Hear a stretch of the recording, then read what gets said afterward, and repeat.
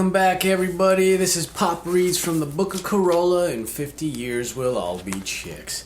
I just have to stress that I am not a professional narrator. In fact, I could hardly even read. I had to do this project because of some trouble I got into in a little community service. Last week, we talked about getting the future back, and this week, it's called Do Yourself a Favor. Let's get into it. I have so much to give to my kids, not monetarily or emotionally. I won't get off the couch, but I will yell so many things at them that will enrich their lives. I hope that if you've learned anything in the course of reading this book, it's that I'm a genius. I have a lot of wisdom to impart. Please read these tips and incorporate them into your life. Not only for you, but for me, so I don't have to deal with you. Household tips. Microwave cooking times. The next time you're putting something in the microwave, instead of tossing it in for a minute, put it in for 55 seconds, or a minute and 11 seconds. Gain back the time you spend moving your finger from the 1 to the 0 and just hit 5 twice or 1 3 times. What's the difference between 30 seconds and 33 seconds to your cup of coffee? It's not like the extra 3 seconds is going to burn your tongue off. The same rule applies all the way up. 2.5 minutes becomes 2 minutes and 22 seconds. 3.5 or 4 minutes becomes 3 minutes 33 seconds. 5 minutes becomes 4:44. There is no 5:55. You shouldn't be eating anything that takes 6 minutes to microwave. Anything that takes that long should be boiled, baked, or fried. It may seem silly, but when you're on your deathbed and you remember all the wonderful things you did in the extra 49 seconds you accumulated over the course of your life using this technique, you'll thank me. One more quick microwave related tip. Toss your breakfast protein bar into the microwave and give it a 5-second shot just to soften it up. Home security. You should get yourself a barrel bolt lock for your bedroom door. It's literally a $3 item that anybody with a Phillips head screwdriver could install. It's not going to stop the shoulder of an ATF agent when they storm your house, but if your teenage boy decides to pop in, it will stop stepmom from interrupting a spirited solo session. Or if you're a teenage girl, you can avoid the uncomfortable silence that comes after waking up to discover stepdad standing at the foot of your bed with a beer in his hand and his sweatpants around his ankles. Amorous couples with young children can also benefit greatly from this $3 investment. And you can avoid the scariest story on the news. I woke up to see the crack addict standing over my bed holding rusty hedge clippers. If you want to go whole hog, you can install a deadbolt in your bedroom door that'll give you the time to get your gun. I'm into gun safety as much as the next white supremacist, but don't understand having something in your house for protection. Keeping that device empty on the upper shelf of your closet and the thing that makes the device effective, namely the bullets, in a lockbox in the garage. I know it's safe, but the main people it's protecting are intruders. What if I said you should keep this taser on your nightstand for safety, but bury the battery for it in a mason jar in the backyard? Would that make sense to anybody? Here's my best of all worlds home protection plan. Get a shotgun. Not a Jed Clampett double barrel type, not a long skeet shooting type, a shorter barreled, lighter law enforcement style shotgun. They're not terribly expensive and they hold 8 rounds, and some even have a flashlight built into the barrel. The sound of the pump alone is enough to drive off the highest of intruders. But if that doesn't work, you won't have to be a marksman. Here's where the tip kicks into overdrive. Make the first round a blank. That way, if the neighbor kid comes back drunk at 3 a.m. and crawls through the wrong window, and he'll get it sobering backfire instead of his head blown off. It's the pump and the warning shot. Don't stop you. Then next round is rock salt. If you get past you're hell bent on hurting me and my family, that's why the next 6 rounds are live. Trigger, squeeze, number 3 is a full round into your chest. That sound you just heard was Ted Nugent jizzing in his pants. But as I've always said, the best form of home security is a Confederate flag. The stars and bars on the flagpole in front of the house lets everyone know not only do you have guns, but you're probably cleaning them right now.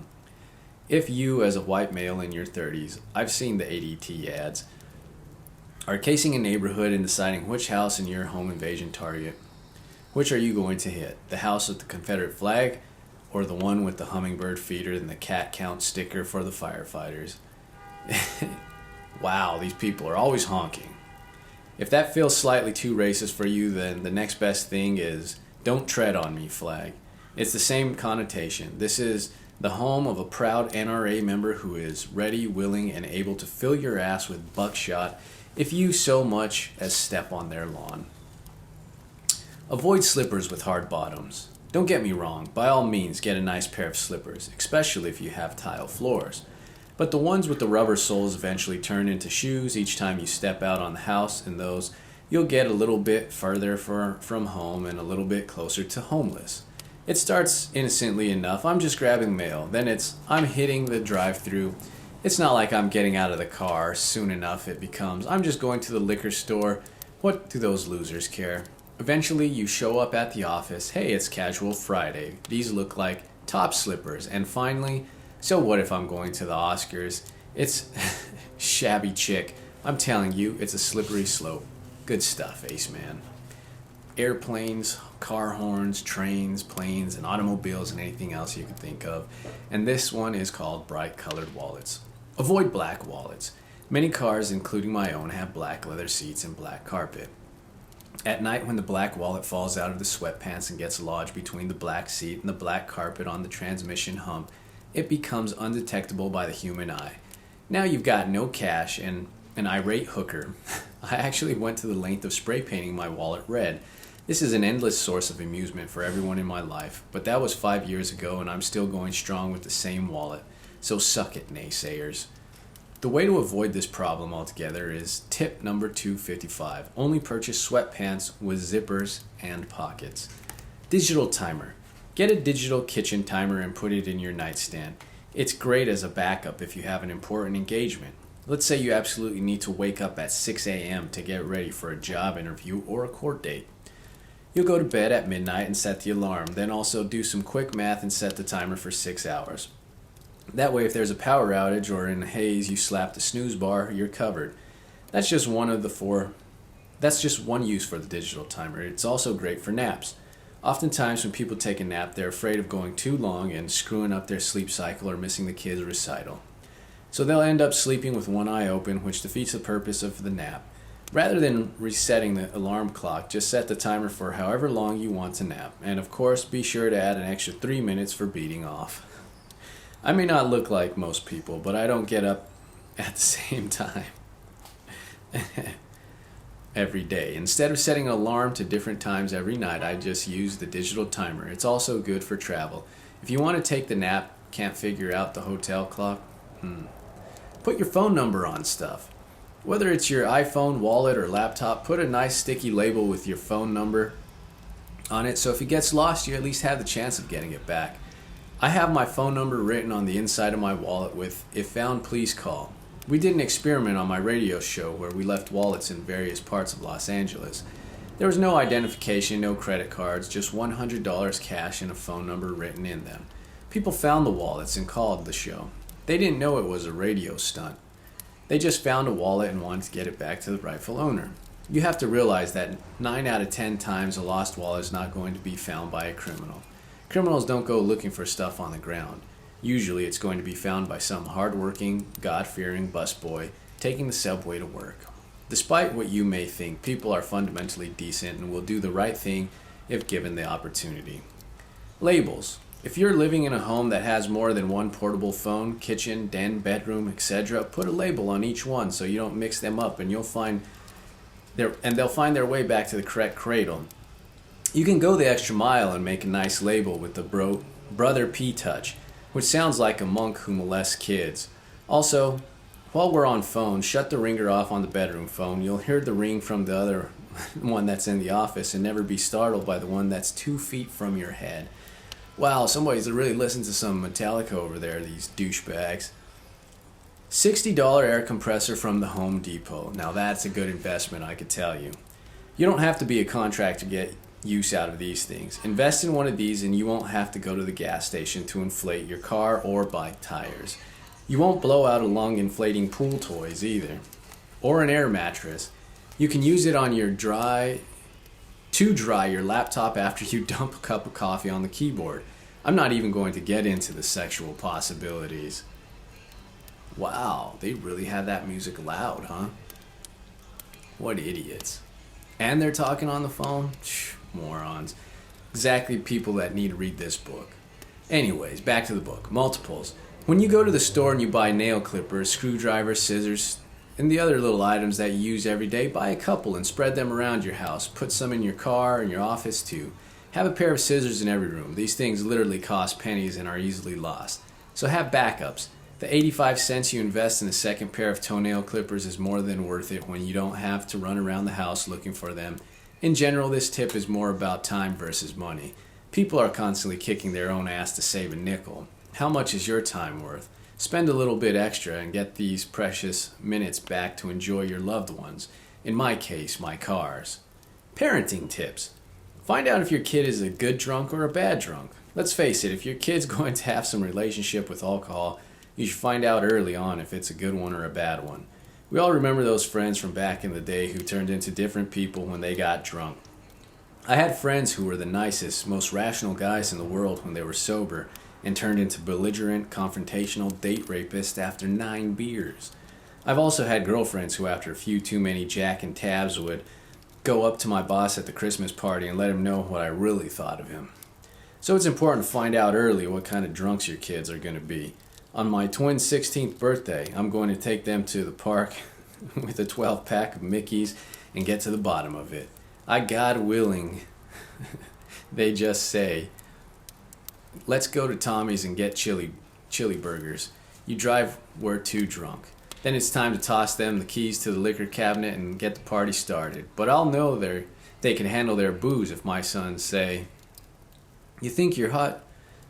Oh, I'll know they can't handle their booze if my sons say, you think you're hot shit, huh, old man? Come on over here and get some. My daughter looks at me and says, someone's been working out.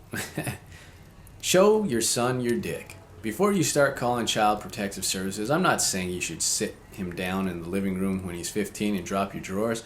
Just at some point when he's old enough to have a fuzzy memory of it, step out of the shower drying your hair with the towel and give him a glimpse. Of course, I don't mean in an aroused state. Maybe get a little blood circulating and just the right amount of baby oil to catch that light just once. And then never let him see it again. He'll think you're huge. This is an investment in your penis's future. A 401 cock, if you will. Because down the road he'll definitely tell his friends, my old man's got a huge honker. I saw it once. The word will get around town that you're packing. You can look forward to someday when he's in high school and he brings his friends around and they look at you like a god. They'll be like, hey, Mr. C, and give you a high five and a knowing glance. What we won't figure out until he is in his 30s is that you're just as average but look huge to his waist-high eyes. Travel/auto. A travel kit. Get yourself a travel bag and stuff in it with extra t-shirt, shorts, towel, toiletry kit, and travel-size toothbrush, deodorant, etc. And keep it in your car. That way you're prepared for a change of clothes and can clean yourself up in case an important impromptu hoops game starts up, someone tosses you into the pool, or you wake up in a strange hotel with a hangover and a floozy. Fix a flat. Nothing is more pathetic and a greater sign that you are a loser than a Space Saver spare tire on your car. Unless, of course, the Space Saver spare has a Denver boot on it. In which case, you should just take the tire iron, beat yourself to death with it. No matter where you live, but especially here in LA with all the shit littering our roads, you're eventually going to get a nail in your tire. Get fix a flat can and keep it in your trunk. Just hook it up and spray it in there. Then take your car to a place that can repair the tire. And you won't have to look like a pussy in front of your lady when you can't manage to get the lug nuts loose. Sunglasses. First, the multiple scissors and multiple nail clippers rule applies here. Keep an extra pair of sunglasses in the glove box so that when you leave the first pair in the house, you're not squinting your whole commute. Also, if you ever go to a pool party, barbecue, or any event that starts while the sun is up and ends After the streetlights come on, don't set your sunglasses down. You'll miss them on the way out because it's dark. Put them in your breast pocket or hang them on your shirt. Anything but set them down. But for Christ's sake, don't put them backwards on your neck or the top bill of your ball cap. You're trying to get laid, not win a bass tournament. Bathroom hygiene tips. Peeing in the sink. I've been a proud sink peer for 15 years. Why waste water flushing the toilet when there's a perfectly good crotch height receptacle with a drain in every bathroom? Pee in the sink and give it a quick spritz of water from the faucet. Many years ago, Dr. Drew made the fatal error of telling me that urine was sterile. Since then, it's been game on. Here's a challenge for you, Pia haters. You try to shave or brush your teeth while emptying your bladder into the beloved toilet and tell me how much of it ends up on the potpourri dish. Zits. A lot of people squeeze their zits. I have a better technique. Take a hot shower to loosen up the skin and open the pore. Then drop a pin into the pore. You'll know that you hit the right one when it feels like puncturing the skin of a grape. A little resistance at first, and then it'll drop in. Then you can pull the skin apart and drain it that way. Finish it off with a dollop of flesh-colored Oxy-10 and you're ready for your date. That way you don't squeeze the zit and inflame the irritant, your face or your ass. Getting hot, ladies. Space heater for the bathroom. The only thing worse than alarm arousing you out of bed at an ungodly hour is stepping into a frosty cold bathroom moments later. The bathroom is often the coldest place in the house, and to compound things, you're either naked or in a towel. You could blast the heat all night while you're under a comforter and the bathroom would be toasty, but that means you'd be baking in your bed and throwing money out the window. Here's a cheap and simple solution. A space heater. But Adam, you ask, you want me to leave the space heater on all night? Won't that waste electricity? No, but if I turn it on after I wake up, it won't be warm until I'm driving to work. That's right, it needs to turn on 20 minutes before you walk in. But Adam, they don't make space heaters with timers. This is why they call me Ace. For $6, you can purchase a wall outlet timer, the one you use to turn your Christmas lights on and off. Set it to heat up the bathroom 15 minutes before you wake up. That way, when you step into the room in your bare feet and boxers to brush your teeth in the morning, it's not like you're dropping the puck at the Penguins game. Now we got the cops chasing people. Just amazing, all the noise here. Shampooing. The reality is you should probably be shampooing once a week. There have got to be oils and essences that are meant to accumulate in your hair that you're not supposed to strip away. Think about it. Wow, this is crazy. Now a helicopter. What do you do right after you shampoo? You use conditioner. Why? To put back all the good stuff you just took out. Here's an even better example. I've never seen a bald bum. Have you? The average 55-year-old CEO is balding.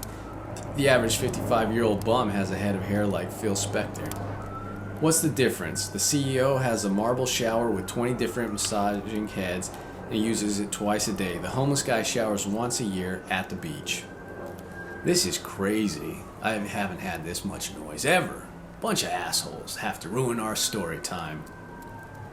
Cops, fire people, whoever it is.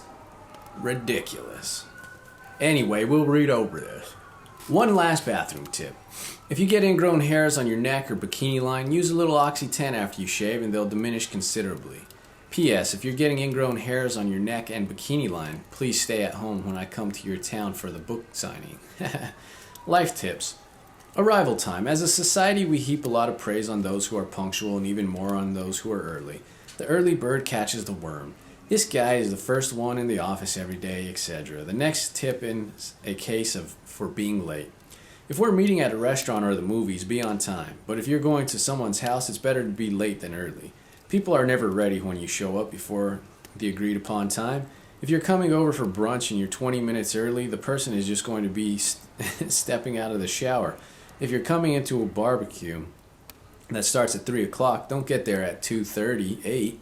The host will still be hosing down the patio and setting up the tiki torches.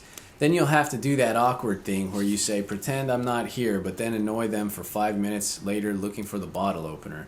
And usually the couple throwing the party is having one of their biggest, stupidest fights of the year. What kind of idiot doesn't know the difference between sun-kissed and orange-gina? You're a monster. This marriage is over. That kind of early is horrific, but this tip is not just for the host's benefit, it's for you. Why throw away precious minutes of your life? They add up, let's face it. Work begins the second you leave the house. You're on the clock as soon as you walk out the front door. When I was doing Loveline, I was always exactly on time. I was late maybe 4 times in 10 years. I saw no sense in showing up a half hour early to do nothing. Loveline was a 2-hour show. Take that half hour, multiply it by 5 days, and it would add up to more than an extra show. Over the course of a month, it's like doing an extra week of shows. Moreover, if you multiply that half hour of sipping coffee with the flunkies from the station by 5 days and then multiply that by 10 years, I would have lost 54 days of my life. God knows how old I'd be by now. This all may be well and good for barbecues and radio shows, but I know a lot of you are going to draw the line when you hear about my next tardy destination, the airport. There's a reason why there is an endless line of Cinnabon and Chili's filled it to the point where people are having to eat standing up, stooges showing up too early for their flight. In order to fully absorb this next tip, first you're going to have to get over your fear of not flying. Missing your flight is not the end of the world. You're not on top of the U.S. Embassy in Hanoi in 1975. You're in an international airport.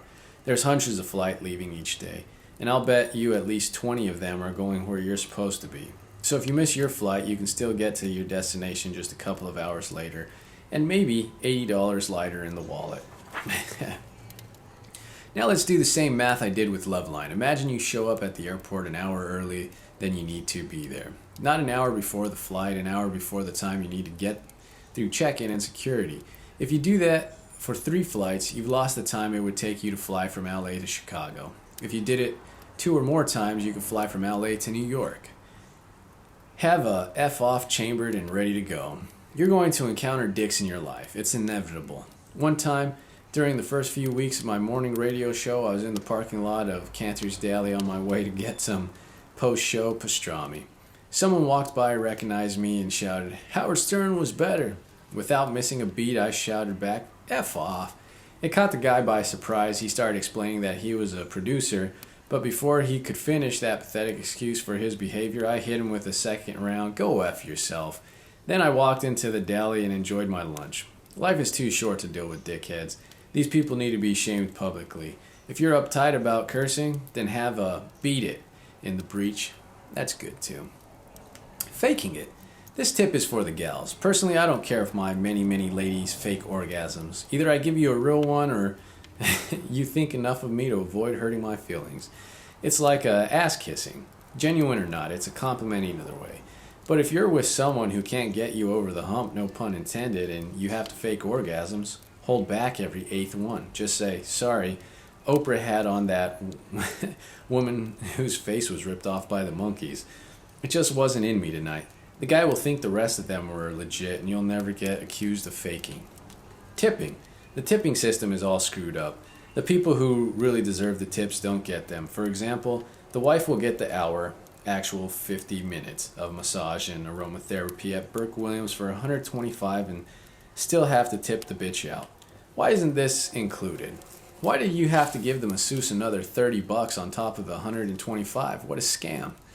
Well, we're in the area of massages. Let me say this. If you can afford a massage, you don't need a massage. You know who needs a massage? The guy working on your roof while you're out getting a massage. I also don't like the bullshit where you go out for dinner with a group of more than 6 people and the restaurant does the gratuity included.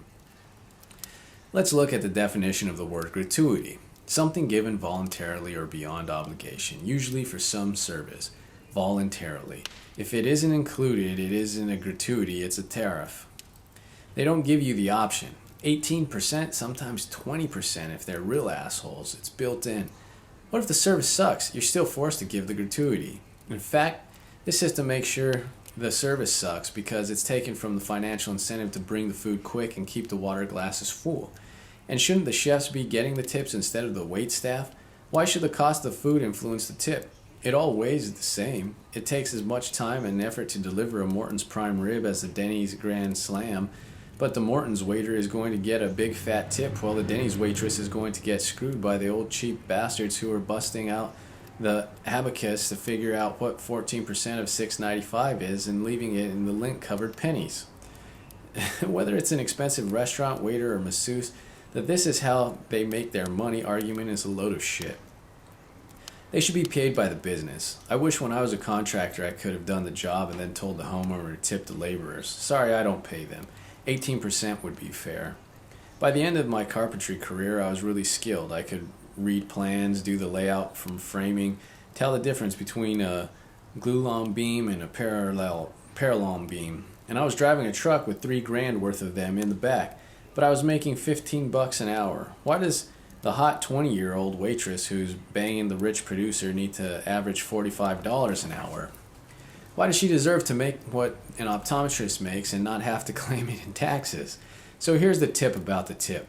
Why not tip the laborers and the minimum wagers, like the Home Depot guy? He's going to get a hernia or die trying to pull out the tankless water heater from the top of your aisle rack. Next time you're at Taco Bell, if the kid taking your order is nice, tell him to keep the change. You just got 9 tacos at a large Pepsi for $3.89. Give him a 5 and walk away. He'll feel great because it's unexpected, and you'll feel good too. Trust your gut. Here's a little story to illustrate my next tip about trusting your instinct. This year was 1995, and I was teaching more boxing and doing less carpentry, and thus it was time to do all what a young man wearing blue collar yearns to do. Get out from behind the wheel of my piece of shit pickup truck and get behind the wheel of a piece of shit car. Should have purchased a used Sentra or Tercel, but I was swinging for the fences. I wanted a Toyota Supra. The problem was my $27 could have bought a Civic with one owner and 72,000 miles, but I wanted a Supra. It was going to have 5 owners, none of them German, and 151,000 miles. Here's a tip within a tip. Right now you could go on eBay and find a Jaguar from the 80s for $5,500. But you'd be much better off spending that $5,500 on a Nissan from this century. It's hard to turn down a Jag, a Mercedes, or a BMW from the same price as a Honda or a Toyota. But after you pay for the valve job and the new transmission on that Jag, I think you'll see things my way. Now back to our story. I scored the penny saver outside of the 99-cent store, and I found a Supra for under $3,000. I showed up at the guy's apartment building to check it out. Mini tip within a tip. If you ask a guy to pop the hood and he reaches for a mop handle to hold it up, he's probably not a loving owner. Anyway, I was so excited to finally be in the bucket seat inside of a bench seat, I still bought it. I ended up replacing the shocks, tires, brakes, engine, and transmission. Essentially every part of the dome light over the next year. Oh, every part but the dome light. But there was still a component left to fix, the air conditioner. Now to you the air conditioner may just be another knob on your dash, but to me it is very symbolic. It stood for much more than cold air that was being pushed through a vent on a hot day. It meant success and prosperity. I grew up in the oppressively hot San Fernando Valley in houses that had sun-bleached driveways and no garage or carports. This meant whatever pile of shit happened to be in the driveway during a given summer was 30 degrees hotter inside the 108-degree ambient temperature. And nobody ever had an air conditioner. I kept this sad legacy alive as an adult by living in a string of bad apartment buildings with only street parking and driving beat-up truck long past their prime. This was the first vehicle I'd ever owned that actually had an air conditioning. It just didn't work. Sometimes on a hot summer day, I would press the little blue button with the snowflake on it just to see it light up if the air was even coming through the window and the vent were the same temperature. At this time in my life, I was beginning my radio career, and even though I was only getting paid $50 a bit, there was a light at the end of the tunnel. So I decided it was time to conquer this hot air demon. Even though I was starting to make some money out of habit, I decided to do the job myself. So I bought a rebuilt air conditioning pump and the component called receiver dryer. I rolled up my sleeves and got to work in the driveway of my rented La Crescenta home. Some hours later, I finished installing the components and it was time to go to the service station and have it filled with Freon. Now came the moment of truth. I started the car and pushed the blue button with the snowflake on it. I could feel the air was coming through the vents, but I couldn't tell if it was getting colder or not. It didn't feel any different from the air outside, but I just figured ironically that I would take the air conditioner some time to warm up. 10 minutes later, it became apparent that it wasn't working and the curse had not been broken. I'll spare you all the details of all the knuckle busting and all the trips back and forth from the parts warehouse, but the summer had come and gone and I'd still not figured out a way to get the air working in my '85 Supra.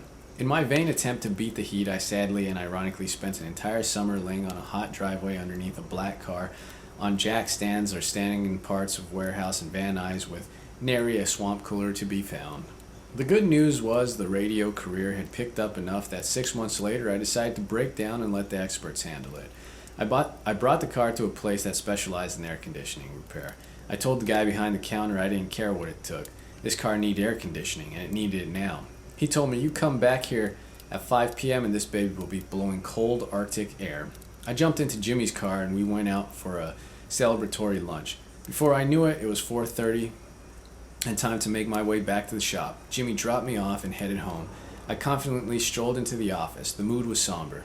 The manager opened with, "I've been calling you over and over again." I said I was out. I asked if the car was ready. He said no. I asked, "Well, how far into it are you?" He said, "We haven't even started." I asked, "Why not?" He said, "You took the keys. That's why I'd been calling." This, of course, was pre-cell phone, to be fair. It was not pre-cell phone for normal people, sort of like the Carollas huddled around a black and white TV in '78 was not pre-color TV for normal people. I was crestfallen. Since I didn't have a way home, I told him I'd have to have someone follow me over the next morning to drop it off. I started out to the parking lot and the car was parked. He chased after me. "Oh, one more thing.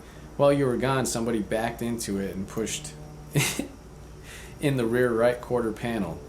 It was at this point I started flirting with the notion of giving up. Maybe it wasn't meant to be. I decided to soldier forward. I dropped the car off the following morning, and when I returned the afternoon, the air was still not working. A part needed to be ordered in something either way. 8 months, thousands of dollars, and hundreds of man-hours into the endeavor. The air passing through the vents of my Supra was the same temperature as one of Suge Knight's farts. Sometime the following week, I got a call. All parents of cars with no air conditioning dream of. The manager from the shop said, "It's working. Come pick it up."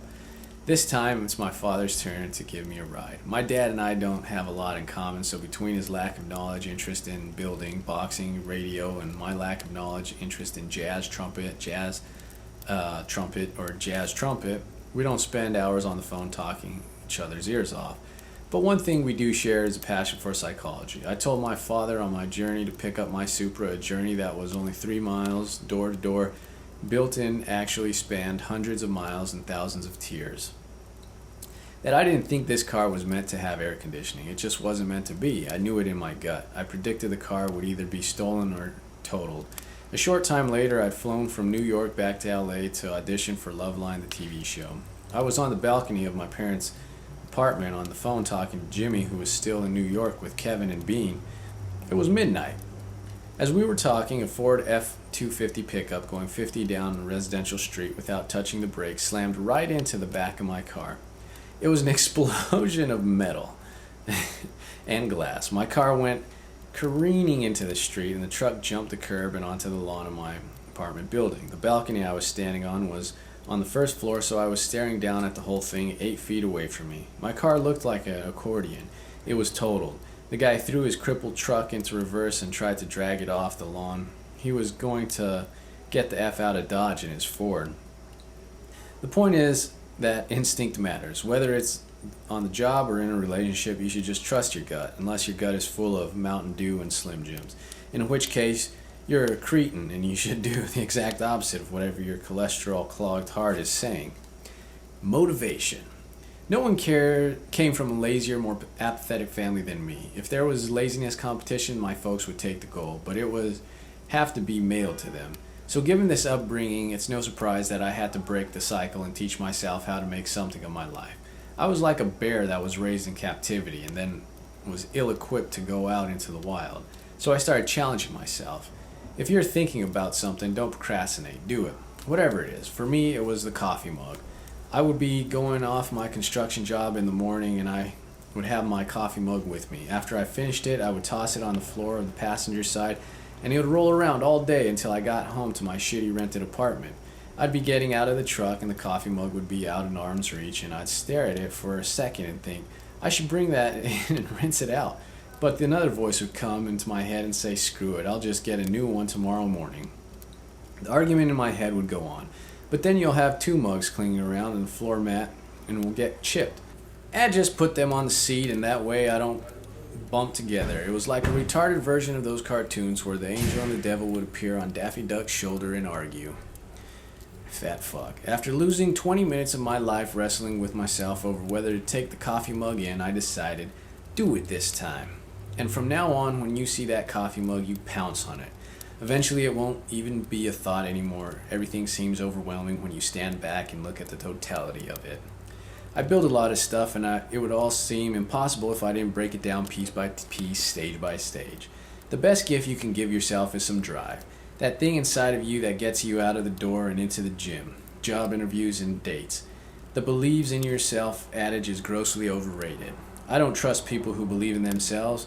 Your job in life is to fool other people into believing in you, not to fool yourself. If you took a look at my Social Security statement from 1980 to 94, you'll see that I had no reason to believe in myself. $230 in 1980, $700 in 1981, $0 in 85, in a lot of years, $2 million in 2003. The bad news is I no longer make what I made in 2003. The good news is if I did, I never would have written this stupid book. So focus more on motivating yourself and moving forward and less on self-belief. You can be poor but not stupid. Just because you're poor doesn't mean you have to be stupid. People are constantly wasting money and shortchanging themselves on the good things in life because they don't understand cost versus value. Like the dozens who drive 8 miles out of their way to the gas station where unleaded is 5 cents cheaper. Dummy, the amount of gas it took you to drive your 85 Aerostar van over there cost more than what you're supposedly saving. And it's your time not worth the 60 cents? How low is your self-esteem? People do this with food constantly. We've all heard the semi-annoying $5 footlong Subway ads. Sounds like a good deal, right? But look at what you're getting. A pillowcase full of shredded lettuce, a couple of pre-sliced composite meat products, and some half slices of processed, pre-packaged cheese.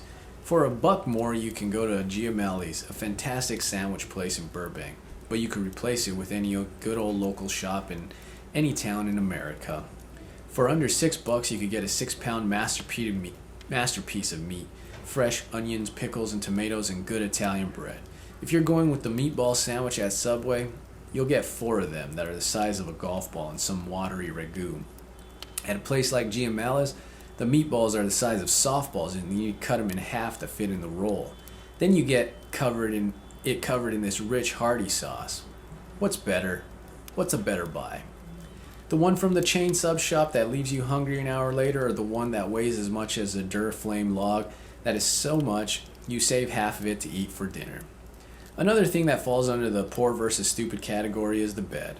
Let me give you a little bed background from the Carollas. I didn't know until I was in my mid-30s that you could buy new furniture. I grew up in a house with 4 people sleeping on 4 separate beds and 0 box springs. We were 0 of 4 in the box spring department. My mom had just the mattress on the floor. I always had only a very thin cot-like mattress with no box spring. That in a room this big with my childhood that looks literally like a closet. And is a closet now. Every bed in the Carolla's home was a half step up from prison bunk. My stepdad slept on one of those square late 60s, early 70s sofa things that they had in the Brady Bunch den. Essentially, you would take this... Good time to take up the garbage now, people. Essentially, you would take this triangular pillow, throw it on the ground, and it becomes a bed. It had the bad, scratchy, burnt orange 70s slipcover, and it was one of those gold rolling casters.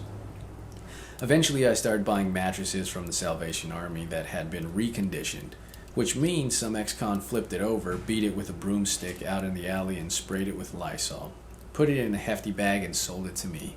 So given the long, pathetic history of the Carollas and beds, I'm going to give you, the reader, the same advice I plan on giving my kids. Buy a good bed. It's not like you're going to sleep every other week or only Mondays, Wednesdays, and Fridays. You're not going to be on the road with your band half the year. I'll be conservative and say 350 days a year you're going to spend 7 to 8 hours, 11 to 15 if you're a Carolla, in your bed. The most important investment you'll ever make You'll always hear that thing where they say every cigarette takes a minute off your life. Well, every horrible night's sleep probably takes about 4 days off your life. You're stressed out, your back hurts, you don't feel right, and you're not productive at work. Please buy a decent bed and get yourself a nice bathrobe. Even if you're not Bill Gates, a couple times a year you'll go out and drop $75 on a decent meal for an anniversary or birthday. Why not spend that same cash on something that you'll use every day? A nice plush bathrobe will last you a couple of years, and you'll wear it morning and night if you're like me, all weekend. Again, delayed gratification value. I compare it to the baseball mitt. Instead of getting one made of vinyl that you have to replace, get a nice cowhide one for a little bit more and keep it your whole life. With the bathrobe, which makes more sense, spending $90 every decade to have something that feels like you're wrapped in a warm cloud, or $30 every other year for one that's shitty, itchy, and paper thin. Not to get too deep, but a lot of this is psychology. When you're poor, you feel beat down and shamed. You don't feel like you deserve nice things. But saving a nickel by getting the generic pair of shoes at the grocery store isn't going to turn you into Richard Branson. So treat yourself well, which will boost your self-esteem and actually help you get into that next tax bracket. Does it make you money or make you happy? Ask yourself that question. Simple questions before embarking on or sticking with anything, whether it be a job, home improvement project, or a relationship. If it doesn't fulfill one of those two requirements, then move on and let it go. Now, I agree that money doesn't necessarily buy happiness, but it sure as shit doesn't hurt. If whatever you're doing doesn't make you happy, or at least provide you the money to go to a therapist or a liquor store to take care of that unhappiness, then it's time to blow that taco stand. Life's too short for anything else. Change on that note. I'll leave you with this last tip. Cue the inspirational music while you're reading this. This is roughly the speech I gave on my final morning radio show in 2009. Since then, I've had 2 TV pilots, a successful podcast, several appearances on Leno, Dancing with the Stars, Howard Stern's, etc., and sold out many live shows across the country. The end of that radio show wasn't the end of the world. In fact, I would have never written this book if I was still doing my morning show. Change feels bad at the beginning. I just got dumped by my girlfriend. This is horrible. I'm moving. This is horrible. I'm going to a new school. This is horrible. I'm starting a new job. This is horrible. Change always feels scary. Why? Because it's unknown, and we're scared of the unknown. That's what freaks us out. We build our world around the known. This is my life, these are my kids, this is my house, this is my car, this is my office. When that gets interrupted, it scares the shit out of us. But it's usually for the best. When you think about the lives where there is no change, they are most unlived. Like the guy who's been in the postal career for 65 years and lives in the house he grew up in. That's the opposite of change. Lots of change makes for a very rich, vivid, and colorful life. Here's the problem. A lot of times you don't get to be the captain of your own change ship. The other people make those decisions. When you make the call, it usually feels good. I want to break up with that guy. I have a higher paying job I'd like to move on to. The Bay Area is a much nicer place to live, and I'm going to move there. But when someone else decides, then your ass is freaked out, and you don't know what to do. But think about all the change that's happened in your life. Is it ever bad? Change is growth. That's how you measure growth. It's the rings in your tree. Sure, it can be bad temporarily. You're out of a job. You're out of your apartment. You're out of your relationship. But 6 months or a year down the road, you don't think, I wish I still had that job, or I wish I lived there, or I wish I was still with her. Anyone who's past the age of 25 has had several significant changes happen in their lives. They're always met with resistance. But if you have a rear view mirror, you'll look back and you'll realize you're happier and better for that experience. My Pop Warner team decided to wait until the championship game to make the change from undefeated. Now, that's the look of growth. Next week we'll read Time to Call It a Life. I believe this is the last chapter in the Book of Carolla. I've had fun reading it to you. This is Pop. Make sure you like, subscribe, share this, and keep on keeping on, See ya.